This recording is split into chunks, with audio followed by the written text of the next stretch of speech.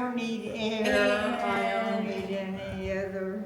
I think we have everybody who's going to be here for now. So, hoping you brought your melodious voice and you have sheet music in front of you, I hope, that shows for the beauty of the earth. We're going to sing the first 3 verses. Okay, let's see if I can mess it up.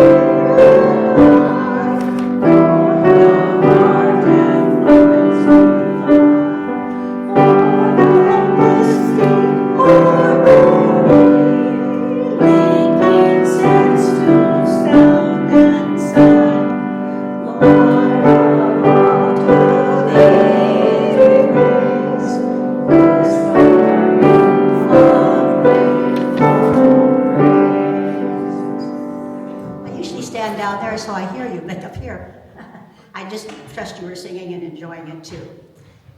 Because today I'm going to give the devotions for Deborah Walden. She sent them to me, and she has a conflict, so I'm doing the devotions. This is from a daily guidepost, and it's very apropos with our rummage sale coming up, I think. For 23 years, my wife Ruby and I ran Trash and Treasures tables at our church's October fair. It was hard work, yet we loved it. The items we sold came from the homes of people, usually older people, who were moving. Often our eyes filled with tears as we felt the pain of someone parting with items that were wrapped in memories. We collected all year long. Then we cleaned, priced, and arranged 5,400 items. On Fair Friday, customers rushed to our tables, which groaned with things they could use at half price of a yard sale. One lady bought so many things we had to help her carry them to the checkout table. When she left, we discovered that she hadn't taken her table radio, toaster, and waffle iron. Ruby said Oscar put these away. She paid for them and she might return. We put them aside and then we forgot about them. At noon on Saturday, the lady reappeared. I purchased some things yesterday, and in my haste, I forgot my radio, toaster, and waffle iron. I don't suppose you still have them. When we handed her the things, her smile filled the hall. Every year, she returned to the fair, bringing new and generous friends. She'd always tell them about the day we saved her things. The fair gave us an opportunity not only to serve our church, but also build a trust in our community. And isn't that what we do?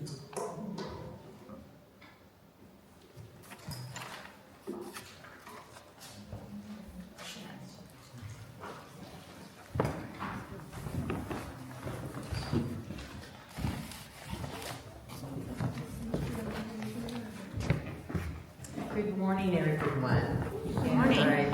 I'm happy to introduce our speaker this morning, and she brought some of her guests with her too to speak. And I'm just honored to introduce Ann Thorward, and she's with the Newcomers Access Center that's in Claremont. So we're really pleased to have her here this morning and to do our presentation. Thank you. Thank you.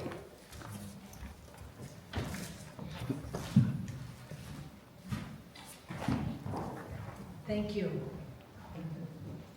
Thank you. Is this correct? Yeah. Is the microphone working? Yes. Yes. Okay, my name is Ann Thorward. I'm married to a Norwegian, hence the name, the last name, but my first name has an E. It's very important to me that you say it's Ann with an E. Anyway, I'm pleased to be here and honored to be here this morning and talk to you about Newcomers Access Center. Now I have this thing here. I have many, many stories to tell you, but I'm going to have to limit to a few. And I forgot my, can you hand me my phone? Because I need to time myself.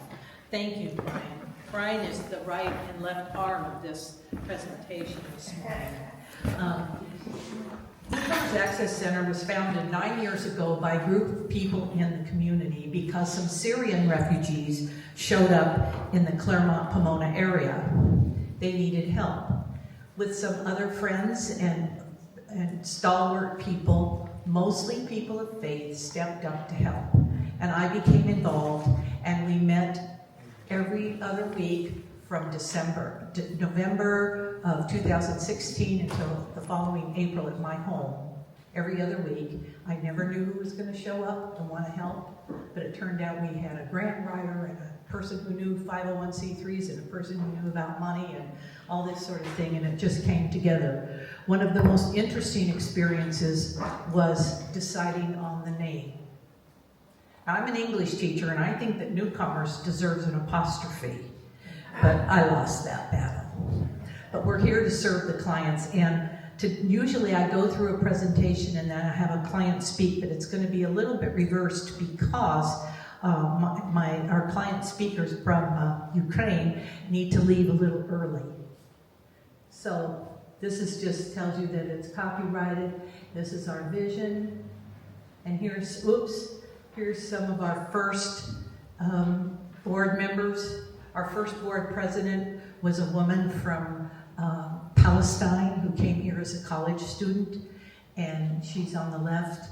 And let me see, I'm not going to name them all here, but it was a fun group. And we had a rather large jar with duct tape that says donate. And we've moved and gotten more professional about raising money. The Newcomers Access Center helps refugee and immigrant families connect with the appropriate services and resources in order to help them become more self-sufficient and to integrate meaningfully into the community. We still follow this mission. NAC finds organizations or churches to work with newcomers to build integrated communities where all cultures are respected. And this is our first board president on the left, and the other woman, Barbara, who's now deceased, was the founder, and she came to me and said, Ann, you gotta start one of these. And she started an access center in Dearborn, Michigan. She's married to a Syrian gentleman. The largest Middle East community in the U.S. is in Dearborn area. And she showed me this brochure with $24,000 budget. And we had like $43 to send out notices. But I was working full time. I got lucky. A gentleman in my office bought my business. I was a financial planner for 25 years. He bought my practice. And now I'm free to do social justice work. It was wonderful. Here are our founders. And you can see most of this on our website. The United Nations Commissioner on Refugees says there are now 120 million people on the move. This is both internally and externally displaced. Here are some of the countries. NAC has served families in 22 nations. We give them access to independent. Now, we don't do everything, but we have people, housing experts, volunteers. I went into the office on the way. I was between meetings this morning, and there were 3 volunteers in there just working laboriously on projects. Here's some family pictures, and I don't know. Here's new families from all over the world. Most of the families in the beginning were referred to us by what's called a refugee resettlement agency. There's a main one in Los Angeles. It's been around since 1914, originally founded to help women who came to the U.S. And here we have a picture of our speaker. She'll be here in a minute. And we have a big map in our office. So when you come in, you get to show us where you're from originally, or your family. We give families bikes. Vladimir, raise your hand. He has a bike, really nice bike from NBC. Here's some more families, volunteers in action. I'm just going through these quickly to show you. And at this point, I would like to bring Helen up to the podium and Chair Kozlov. Did I say it right? I'm going to say her name properly. I don't know. We used to have 5 apartments at the Claremont School of Theology that the clients paid under market rent when they first came, but we lost those apartments when the property sold. So I'm going to put a nice picture up here. What happened now? Perfect. Perfect, because she's going to talk. I want to introduce my dear Helen. Good day, everyone. Nice to see you in this hall. Is it loud enough? No, it's okay. I will try to tell you my story. I apologize for any mistakes. Okay. I apologize for any mistakes because I don't speak fluently English yet, but Newcomer Access Center helped me to improve my skills. My name is Olena Cherkasova. I'm from Ukraine. My husband and I came to the United States in November 2023 through the special government program of United States, United for Ukraine, You for You. There is a war in Ukraine. In 2014, Russia attacked our country, and the war continues to this day. Russia keeps shelling cities to innocent people are dying. We saw it with on our eyes. We spent with my husband winter in 2024-2023 in Ukraine, living through constant blackouts, without light and heat, for many hours each day. It was a dark, cold, and anxious time. We watched drones and rockets flying across the sky, never knowing where they would land. One day, a rocket hit a store near our house, and that was the moment we realized it was no longer safe to stay. We left our home, our work, our family, and everything familiar behind. It was one of the hardest decisions of our lives. When we arrived here, everything was new. The language, the people, community, the system. We completed all the paperwork ourselves, but adapting took time. My husband looked for a job for almost 1 year. One day, while he walking down the street, God led him to a church where he met people from Newcomer Access Center and its wonderful president N. And the Newcomer Access Center became our second family. Although my husband has university education and a master's degree in economics. Now he works like dishwasher 3 days a week. It's not an easy job, but for us it means stability and a new beginning. I'm accountant with a master's degree too of economics and accountant and over 25 years of experience in accounting, financial planning and preparing financial statement for companies in Ukraine. Currently, I work remotely these days for a Ukrainian company because we have different time. Now my working day starts at 3 a.m. every day and ends at 8 a.m. Today I live two lives, in the night Ukrainian life and in the day American life. It's not easy, but I don't give up. And I continue studying and hope to find a job in my professional here in United States. I have received a certificate as a bookkeeper, International Accountant Professional Center College in US, and tax accounting in Roger and Partner Company US. I plan to volunteer during this tax season to help prepare tax returns.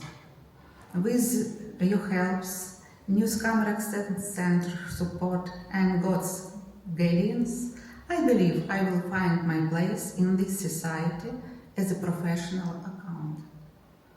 My husband and I are actively studying English in Claremont Adult School. The teachers there are wonderful and professional. And Newcomer Access Center volunteers also help us practice conversation English. They are not just a lesson, they are moments of kindness, friendship, and hope. 8 years ago, I began painting, and now to grow as an artist. My art tells stories of light, hope, and beauty in everyday life. Now I am a member of Pomona Valley Art Association and actively participate in various exhibitions and arts events in Claremont, like Free for All, Art Walk, Art Park. Last year, I participated in a charity gala and donated 3 of my paintings. All of them found new owners, and the proceeds helps people in need.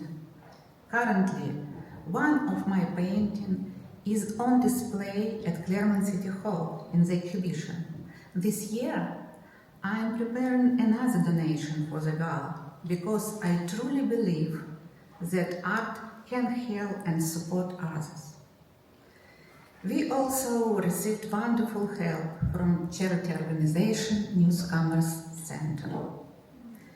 They give us 2 bicycles, one of me and one of my husband.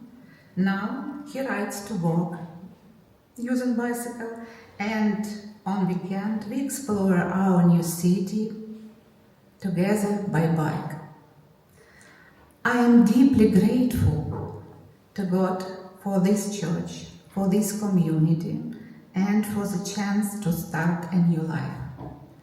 If you have the opportunity, please consider supporting program to help Newcomers Center and newcomers. Even a small donation or kind gesture can make a big difference for someone starting over. Thank you for listening. May God bless you all.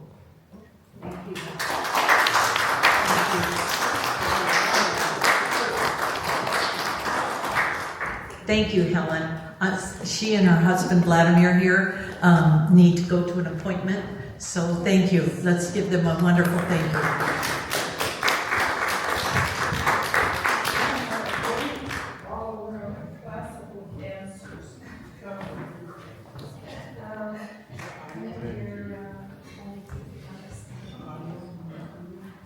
Is this the video? Yeah. It doesn't work? That's okay.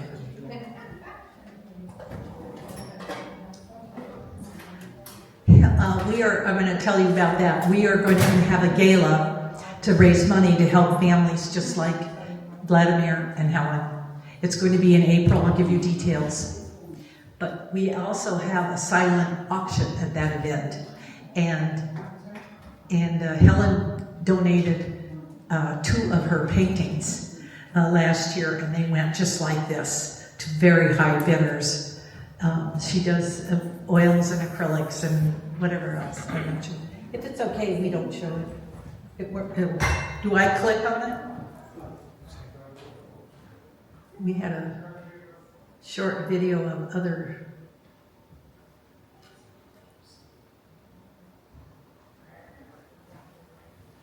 I can't. These are other families.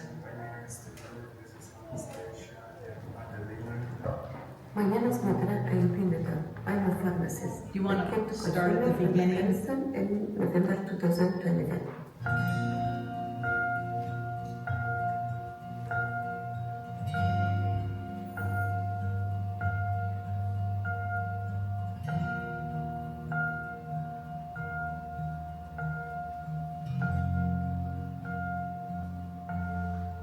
I have been struggling here with finding help, but I found like this place, association called Newcomers Center, and really they have been helpful to me and to my friends, to everyone. They helped us to get houses, rooms, cars, bikes, even medical stuff, and they are really being helpful. We have come here with the hope of having a peaceful life and freedom. At the first, when we came here, we didn't know about the American life. Why? It was LBC that guided us how to start our life in USA.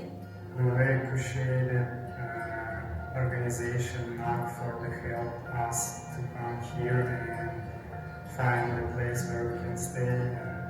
Many things more. Thank you a lot for your support. Peace.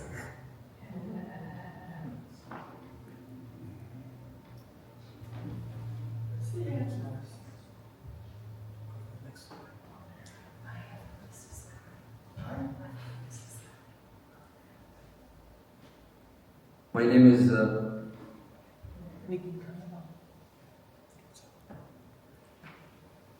Here's some community events you heard from the other clients. Maybe you didn't hear it, but the pictures are beautiful. Here's many people at an event. We have a family festival every summer. Due to the political situation, we didn't have it because we felt that we shouldn't have lots of clients gathered in one place, just for their own safety and the safety of the volunteers. Here's some people you may have heard of. Judy Chu, Norma Torres, and Rashida Tlaib. And our mayor, Tim Sandoval. I think he's a great guy. I don't know how many of you live in Pomona, but I think he's just wonderful. And I have to tell you about this picture. See the baby in the stroller?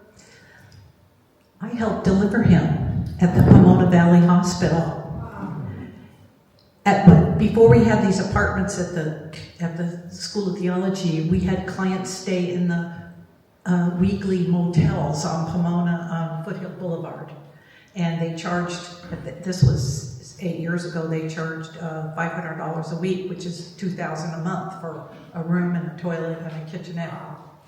So this family was staying there, and Mama was pregnant, and we tried to have a different volunteer assigned to each family, but it's gotten out of control now with so many families, so we don't really have that exact program. However, some churches will adopt a family, so to speak. Be sure they're getting their food and their whatever benefits, and the kids are in school and that sort of thing, so that's helpful. So her daughter calls me and says, Ann, Mom's water broke, can you take her to the hospital? And this was about 6-ish in the morning. And I thought, okay, I can do that. So I go and pick up Mama, and these two other little ones were crying because Mama was leaving, and they didn't quite get the whole picture. So we went there, and it turns out that my Lamaze experience of 40 years before came back in a flash. And it was a typical experience of a person who isn't from here, isn't white, and doesn't speak much English. She was not treated very nicely at the hospital at all. Their machine for weighing and height was broken, and so they asked me how much she weighed when she wasn't pregnant. And I didn't know her when she wasn't pregnant. I had no idea, so I made up a number. But the triage nurse was fabulous, and she was from Iran. And she said, I understand, I'm so sorry about your country. And I always tell board members no, but volunteers, every one of these people has been traumatized. Some to a degree we cannot imagine. Well, we're starting to learn what that's like in this country, unfortunately. So this little guy is he's 8.5 now. He's just adorable. And I just have to focus on that little guy. Here's some other families. I love this picture of the Syrian teenagers. Teenagers are the same all over the world. Mamas. I'm sorry? I said they were giggling. Of course, that's what they do. And this is just different actions that we've been doing. We have a volunteer lunch. We're having one this weekend. If you want to come meet volunteers, it's at noon. And we are housed. There's our family festival, which we haven't had for a year now.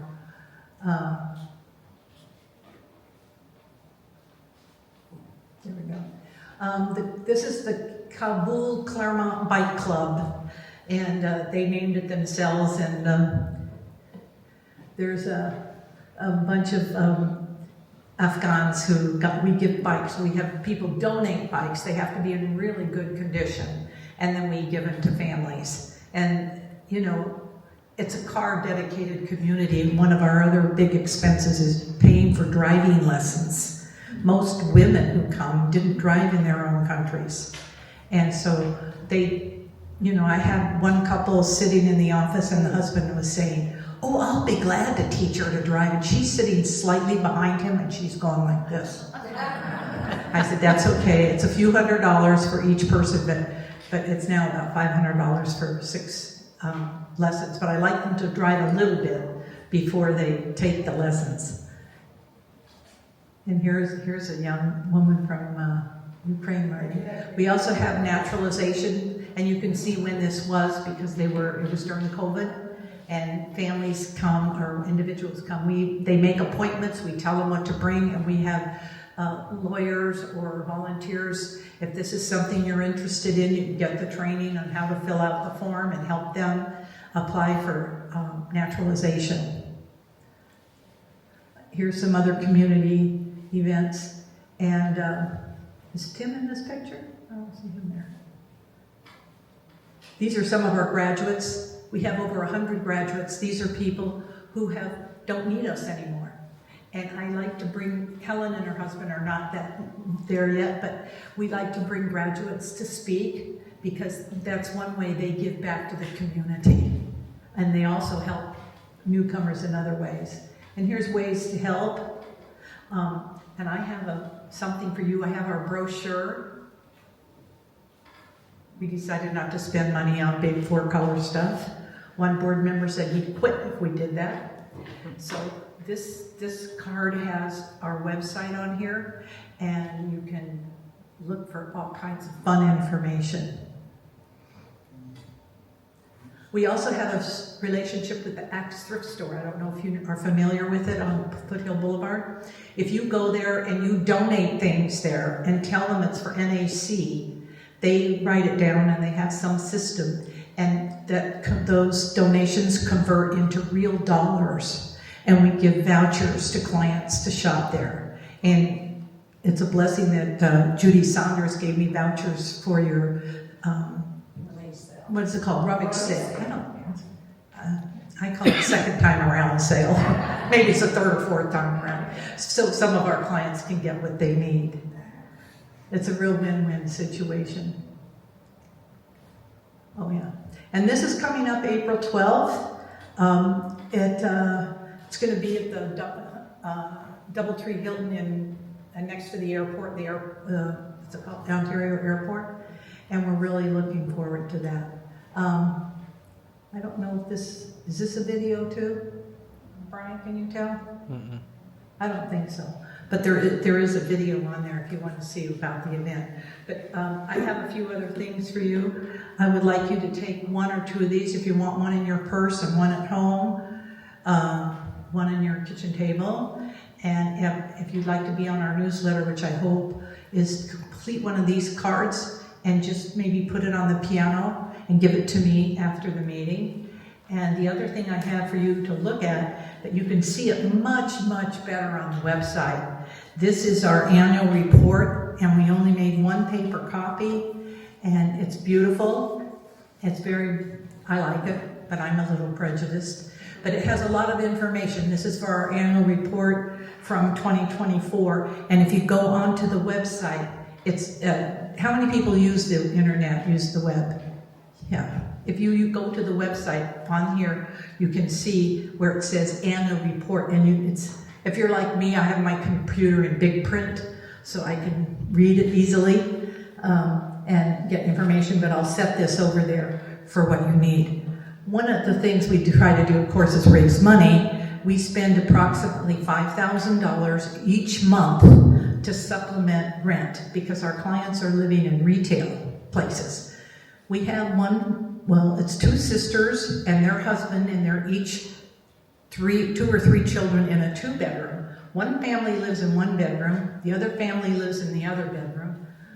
I'm sure that some government-issued person would say that was not allowed, but that's what they can afford. So we have other families. We have a woman with two teenage kids who came from Afghanistan last year and struggling. And her story is in our newsletter. Her landlord didn't give her a refrigerator. So try to think about that for a minute. How would that work? Can't prepare lunch for her daughter to go to school, can't keep food. Anyway, so she came in with her first interview. We gave her a lot of things. We gave her gifts, vouchers for the thrift store, and shopping vouchers, and blankets, and backpacks, and whatever else we could do. And she leaned over to me. She's about this tall, and she leans over and she says, "Miss Ann, do you have any food?" And I'm thinking, okay, now we're really into it. So we have we buy vouchers for the food bank down here on Holt, next to, what's just past that flower shop right past Gibbs and Holt. And we get some food, or we also give clients a list of places to get food when they food banks all over the place.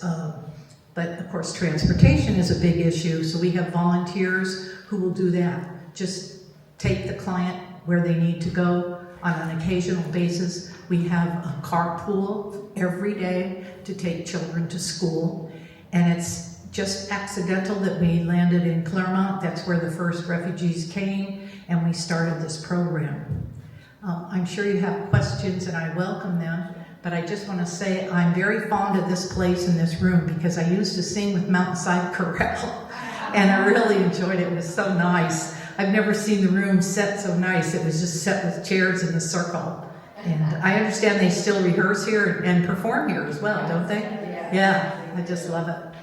But anyway, I'm also I have a few of these brochures that tells our mission, our partners, and if this congregation would like to be a partner with us, it tells on the website what your requirements are to be a partner. They're not terrible, and they're easy to comply. So thank you for your time, and thank you for your vouchers to the rummage sale. And does anyone have any questions? Yes? How do you spell your last name? My last name, Thorward. Oh, very simple, okay. Were you close? I had it exact, no, I had WOOD. I would. I don't know, it's Norwegian derivation, and I don't know what the original one was. That's good. But I also want to ask you, how many people in this group have family members or friends who are immigrants? Do you know any? You don't know? I mean, from way back, it doesn't matter. Yes? Yes. And these people really, really, really struggle. I mean, Helen is, she's got a master's degree in economics and in accounting, and she would love to have a job here. Numbers is a universal language. Sorry? Numbers. That's true. Is a universal That's true. But it's really difficult. And the people that have the most difficult time getting work are professionals. Most of our clients are professionals because they're the ones that have the wherewithal and the ability to get out of where they were. Not all, but doctors and pharmacists and all of them, they would have to go to, I think it's 4 years of residency school and to re-educate. But they're working retail jobs. They're working security. They're working jobs to pay the rent. And when they can't quite, we give a few $100s to, I think my office administrator would say it's about 12 to 15 families a month. We're just preventing eviction. That's what we're trying to do. A couple of people have a bizarre living arrangement with their landlords. I can't quite figure it out. And the landlord lets them stay even though they owe rent. So we're not gonna shake that tree. We'll just let that go. We have currently about 360 clients that we serve. That includes children and adults. And we are currently housed at the Claremont United Church of Christ. That is our office. I told you we were at the School of Theology, but that fell apart, so, well, we got evicted, basically. And all the families, but the place is gonna be demolished or something, the apartments. And it was great, it was great. And this one family, there were 17 of them in this family from Afghanistan who came when the war broke out in August, in August of 2022, and the patriarch, lovely man, he came into my office after about a month. 3 or 4 of his adult children were there with their children, and that's typical in that culture, that they have extended family living together. So he came in and he pounded on the table. He says, "Ann, I'm staying a year. It's just so nice. We can walk to the store, we can walk to the bank, we can walk to the school." I said, "No, it's 3 to 5 months." "Oh, I'm staying." I said, "You can't because there's another 50 people just like you waiting for a place to stay."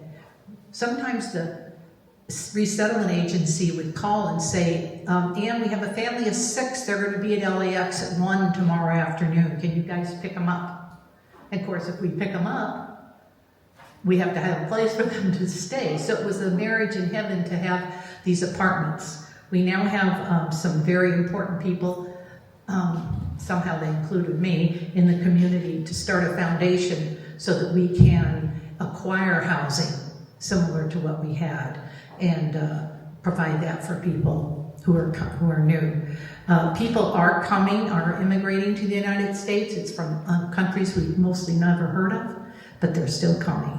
And we're just so lucky. We have a family from Nigeria, and they came because they're from some ethnic group that was not popular there, and a father and wife with 1, 2, I think they had 3 children at the time. They now have another, well, their second one's about 2.5, American-born child. And of course, English is their first language because it was a British colony. So that was very helpful. And this man has gone on to become a boarding care supervisor. And he has 2 places. I don't know if he owns them. He owns the business. I don't think he owns the real estate. And he's done very well, but it's been a struggle. It's been a struggle. He sat in my office and he was shaking his head. "I thought it would be easier. I thought it would be easier." I said, "Francis, did you think that the streets were lined with gold in America?" And he wasn't laughing. He said, "I did. I saw it on TV." Well, we know what you see on TV. I didn't own a TV for 10 years. I don't think I missed anything. But when my husband and I moved to Claremont, the TV never got off the truck, and we didn't notice it for a couple weeks. I called the moving company. He says, that was 2 weeks ago. Forget it. So I thought, and then we thought if we got one, where would we put it? We didn't agree on that either, so we just didn't get one. But that's really not part of this presentation. But I just am grateful. I'm grateful to you and to talk with you. Yes. If they are stopped, do they have some kind of ID that looks as though they're on their way to being a citizen, or they will be protected? All of our clients are documented in some fashion, okay? When you get the newsletter, you'll read about a gentleman that went to the court as he was told to. He's from West Africa, left his family and 3 children to get to the U.S. for a better life. He was applying for asylum. He ended up staying in Mexico for a year. French is his original language. He learned Spanish. And he was here for several months. And I know his lawyer through another organization, and he went to the court for his asylum hearing, as he was supposed to do, and he did whatever he was supposed to do, and the judge says, I'm not going to dismiss you, which is good. If he dismissed the case, the guy would have been out of here tonight, that night. So he says, I'm going to give you a couple weeks to prove to me that you're not a flight risk. Now, he hadn't committed any crime, right? But anyway, ICE took him to Adelanto. This was in early August. What's this? October. And he has another hearing this month, and his attorney will tell me what's going to happen. And they have the hearing do you know what Adelanto is? It's a detention center up in the desert. It was built for 300 people. They have almost 1,500 people there, including this gentleman. And we didn't do much for him. We gave him food vouchers, we gave him clothes vouchers, we gave him a bicycle. I mean, it doesn't sound like much, but it's a lot for them to be able to get around. And we don't know what's going to happen to him. He doesn't know what's going to happen to him. So in our next newsletter, we'll tell you when we find out. Did that answer your question? Yes, they have ID. Yes, they have ID, but everybody's ID is different depending what country you came from, what status you came on. I looked it up in the U.S. government immigration status. There's 370 different statuses of immigration. And do these ICE, etc. people understand how to translate that, or how to cope with that? well, we have these little cards. I wish I brought some that we give them, and they're printed in English and in their own language that say, you do not have the right to touch me. You do not have the right to talk to me without a signed warrant from a judge. Yeah, that's adults. What about the children? Well, then you see it in the newspaper what's happening. The children are being taken one place and the parents are going somewhere else. I mean, it's just, I don't know if I'm allowed to use this word in the church, but it's evil. Yeah, go ahead. And I don't use that word lightly. So this woman, Helen, who is here today, she wants to apply for her green card, you know. And she came under a program that was approved by the United States. And we have many, many Afghans who came under a program called SIV. That's an immigration status. It stands for Special Immigration, what's wrong with me? Visa. Special Immigration Visa. And these were granted primarily to men, we have a few women, who worked for an NGO or the US government in Afghanistan. And they were given this status. And they were allowed to bring their spouse and their children. No ancillary relatives, no grandma and grandpa, no cousins, no siblings. And that really broke their families because they were used to living in an intergenerational household. So the first thing that the women discovered is there's no childcare here.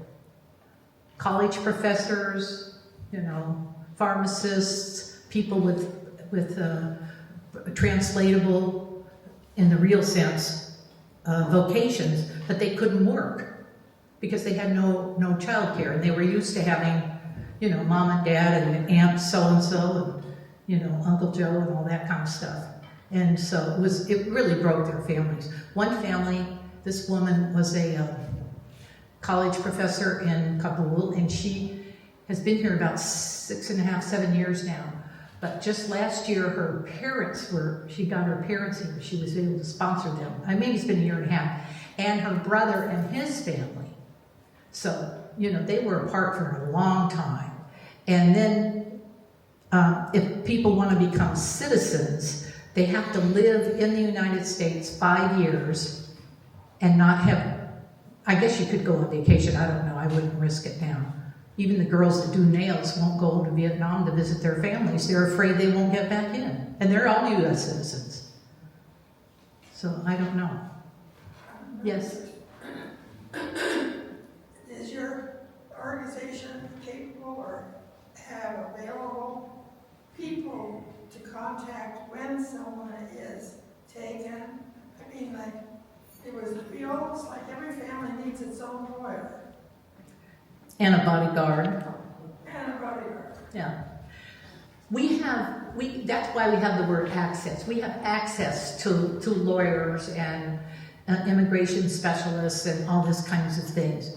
We did have one family disappear, and I was told by the grapevine, they were from Venezuela, and the father left, and then the phone for the mom was working for a long time. We kept calling it. We went to the address. And so we assume that they're all gone. We have no way to contact them. See, we're in a tough spot. I'm talking to you, and it's how they say, preaching to the choir, because we want you and everybody in your congregation and friends and family to know about us, because we want your help. But it's tough because at the same time we want to be under the radar. Does that make sense? Yes. So we're in a catch-22 in that respect, but we're still going along, and we hired an executive director in April, half-time, and we're hoping that we can continue to pay her for the rest of the year. And she's helping us with some marketing and some things. And the gala will be a wonderful opportunity we raise money there. It's a fun event. And you get a chance to put on your best dress if you have one. And meet a lot of people, and usually a couple of clients speak at that event. And it's, you know, most of our clients are Muslim, so we've learned a lot about that culture and that faith and how to respect that. And all the food at the gala is halal, which is very easy to do. So.